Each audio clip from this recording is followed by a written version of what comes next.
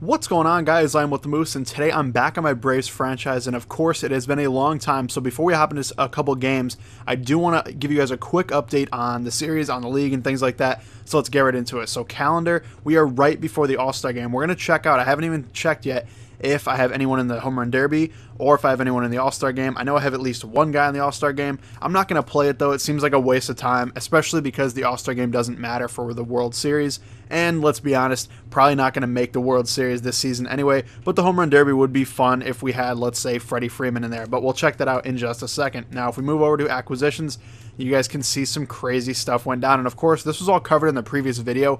That I'll link at the top right in the little eye if you want to watch the whole video. But if you want the little quick rundown, because like I said, it's been a while, here we go. So the Yankees got Tim Anderson from the White Sox for Gleyber Torres and Clint Frazier. Seems like kind of a one-sided deal. The White Sox absolutely killed the Yankees on that one. Some good prospects coming over there. A couple smaller deals like Eric Ibar going to the Rays. Stuff like that. So you guys can see a few little deals, but the big one right there is that the Orioles acquired Chris Archer from the Rays for Jonathan Scope and Kevin Gossman. That's a huge deal, especially within the division. Very surprising to me. The other big deal happened with, of course, our team. We acquired Taijuan Walker and Yasmani Tomas from the Diamondbacks in exchange for Matt Kemp, Kevin Maitan, who was one of our better prospects, and also Jim Johnson. So the lineup changed considerably. The rotation changed a little bit with obviously Taijuan coming in, and we're definitely looking to trade some other pieces as well as we move forward. And if I don't trade them in this video, because I'm going to be looking for trades throughout this video, honestly, you know, in between games and whatnot, that you guys probably won't see unless I actually pull off a deal. And if I don't pull off any deals or pull off a deal for a specific player, let me know who you think I should trade him for. Quick rundown of who I would like to trade. Let's take a look at the pitching rotation real quick. I would like to trade Bartolo Colon, expiring contract. I'd also like to trade R.A. Dickey, another expiring contract. So those two guys are definitely on the chopping block. And then in terms of our lineup, Brandon Phillips is definitely a guy that we should probably trade. Really no reason to have him on the team, especially because he's blocking Ozzie Albies as we speak.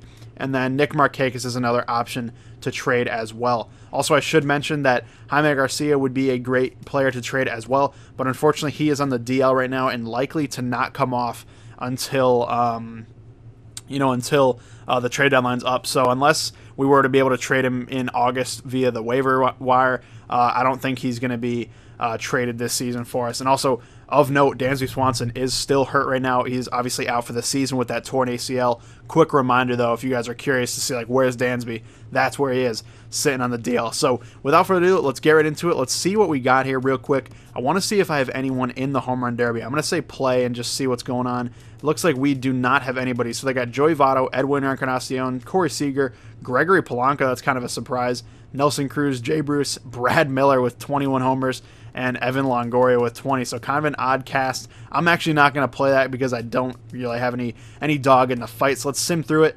And it unfortunately doesn't say who won, so that kind of sucks. We're also going to sim through this date. I'm going to auto-fix that. Don't care. And the NL has won. Definitely don't care about the AAA All-Star game or anything like that. So now we do have a series against the Arizona Diamondbacks, which is pretty awesome since we just made a pretty darn big trade with them. They are basically the same record as us, 45-44. We're 44-44. Let's see actually where we are in the standings real quick. Actually, it looks like we have a couple things going on here, so I don't care too much about that. I'll look at that later. But let's see what we got. So standings, we are 9.5 back of the Nationals. They have pulled ahead. We've been kind of hovering around a while here, but the Nats obviously a much better team, much more balanced and whatnot than we are. So 9.5 back. The NL East is looking like a tough division to win. The NL wildcard, though, it's definitely possible. Only 4 back of second place. That would be the Mets at 48-40. And it's definitely possible, and the D-backs are clearly a team we want to beat since they're obviously in contention as well. So let's get into it. We'll play the whole series and see how we do. And like I said, maybe even make a deal in between one of these games. All right, here we go, guys, into the Diamondbacks series. They are 45-44. Like I mentioned, we are 44-44, an even 500 record, trying to see if we can take this series and kind of get on our way and maybe make a little noise in the wild card. We'll see. That's not going to help us out, though. Leadoff walks are absolutely terrible. But right here, we get a sacrifice bunt that I think I can turn 2 on, and unfortunately, I don't turn any. You guys can see clearly I should not have thrown that ball to second base. Chris Owings, a little bit too much speed to get at second, and that's going to turn back to hurt us here. They're going to be going on the pitch, 3-2 count. David Peralta delivers with a base hit through the right side.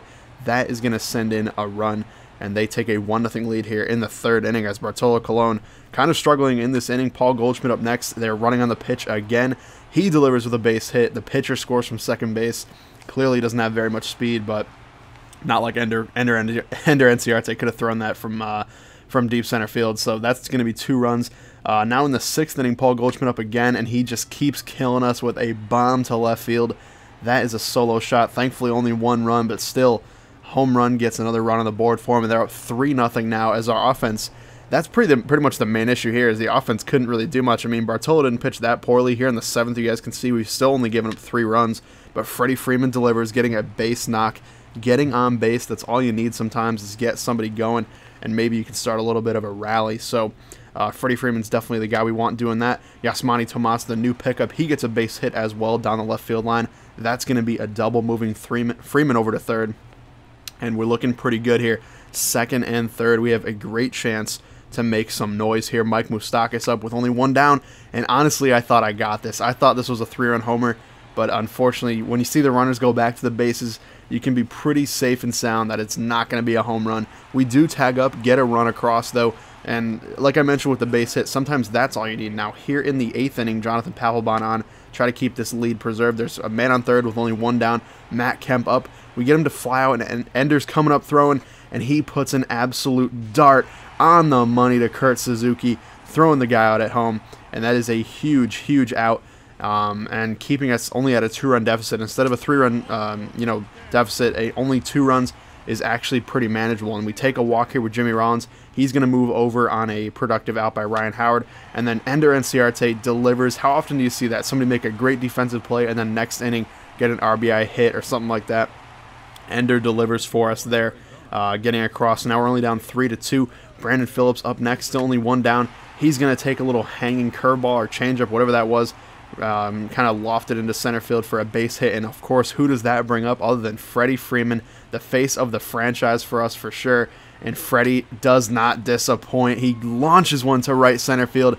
This one gets out of here. And like I said earlier, when you see the runners go back to the bases, you know you didn't hit a home run.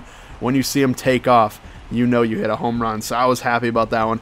Big time homer here in the bottom of the 8th for Freddie Freeman, and you guys know that means Arodys Vizcaíno coming in for the save with Jim Johnson obviously on the Diamondbacks now after that trade. He's going to get a double play to end the game here, and we take game number 1 of the Diamondback series, which is very important, especially, I mean, 1, because wins are obviously, paramount. You got to win games to even make the playoffs, but beating the Diamondbacks is huge because they're in the wild card chase with us. Now, I do want to say, the second game of this series, the file got completely corrupted, and it is completely gone. Unfortunately, we did lose the game. We lost 3-2. Matt Whistler pitched pretty well, but once again, the offense was pretty stagnant and really didn't do much. So I wanted to give you guys that context. So this is game number 3 that you're watching right here. Obviously, we walk Goldschmidt. Then we strike out Jake Lamb. We get Matt Kemp to pop out. Matt Kemp pretty neutralized throughout the entire series. Thankfully, he did not hurt his old team very much. Maybe he was trying to help us out. I don't know, but we'll take it. Then they get a base hit here with 2 down. Obviously, Goldschmidt still in first. He's going to move over to 3rd with that good speed. The throw is a little bit behind him. So that's going to be 1st and 3rd with 2 down. Julio Teheran on the mound trying to get this final out of the inning, and they dunk a little base hit into right field. Markakis up throwing to 3rd, but obviously the run is in and the damage has been done. They take a 1-0 lead here in the 4th, and then Chris Herman up next. He is going to rip one into left center field. That one's going to get down, unfortunately. Maybe I could have dove for it. I don't know. I don't think I would have had it, but maybe it's worth diving for it next time if that happens again. But either way, they score 2 runs on it on the Chris Herman double, and they take a 3-0 lead. Now, here in the bottom of the 6th inning, we still have no runs across, but that's exactly what we need to see. A walk for Ender Enciarte, getting a guy with speed on the bases, and that means we're going to hit and run. Brandon Phillips getting a base hit into center field. He's been pretty good lately. That will move Ender over to 3rd, giving us 1st and 3rd for Freddie Freeman with a chance to tie the game. Can he do it once again with the heroics, the home run heroics? Not quite, but he does launch one into left field. That is going to be deep enough to get a run across, and we'll take it. Like we said with the last game, if you get a run across, maybe it builds a little momentum. Maybe it gets you a little bit closer back into the game. Yasmani Tomas up next, 0-2 count. I thought I check swung at this, but the first base ump is not having any of it. He calls strike 3 on me, and that is absolutely brutal. Now, Josh Comments on in the 9th inning. Chris Herman up again, and he absolutely crushes one to center. Ender can't bring that one back, and that's going to be a 3-run homer and pretty much the dagger in this game. 6-1 lead. Herman with 5 RBIs. Absolutely killing me this game. Definitely not the guy you'd expect to do it, but hey, that is what it is. And then Yasmani Tomas up here with a 2-2 count in the 9th. Pretty much over unless we mount a crazy comeback, and unfortunately that will do it with the fly out to right field. So thank you guys for watching. I hope you enjoyed. If you did, please leave a like down below, and like I said, let me know who you think I should trade, or who you think I should trade for mostly. Brandon Phillips, R.A. Dickey, Bartolo Colon, Nick Markakis, all on the block. Let me know what you guys think in the comments down below. But thank you guys for watching, and I'll see you later.